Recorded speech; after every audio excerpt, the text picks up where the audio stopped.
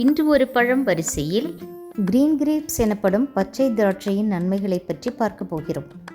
பச்சை திராட்சை பழம் நுரையீரலின் ஈரப்பசை தன்மையை அதிகரித்து வறட்டு இருமல் வருவதை தடுக்கிறது.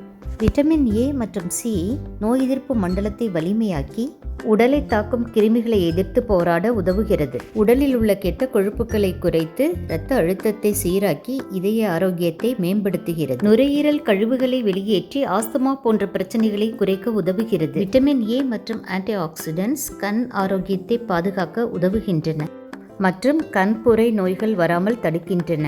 சருமத்தை மிருதுவாக்கி பொலிவாக்குகின்றது. ஆன்டி ஏஜிங் ஏஜென்ட்டாகவும் செயல்படுகிறது.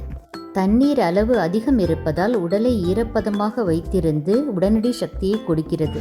தினசரி அளவாக சாப்பிட்டால் மிக நல்ல பலன்கள் கொடுக்கக்கூடிய பழமாகும். சர்க்கரை நோயாளிகள் மற்றும் சிறுநீரக கல் பிரச்சனை இருப்பவர்கள் மிகவும் குறைவாக எடுத்துக்கொள்ள வேண்டும். திராட்சை சாகுபடியில் அதிக பூச்சிக்கொல்லி மருந்துகளை பயன்படுத்துவதால் 1 ஸ்பூன் பேக்கிங் சோடா மற்றும் உப்பு கலந்த நீரில் 10 நிமிடங்கள் ஊற வைத்து பின்னர் நன்கு கழுவி சாப்பிட வேண்டும்.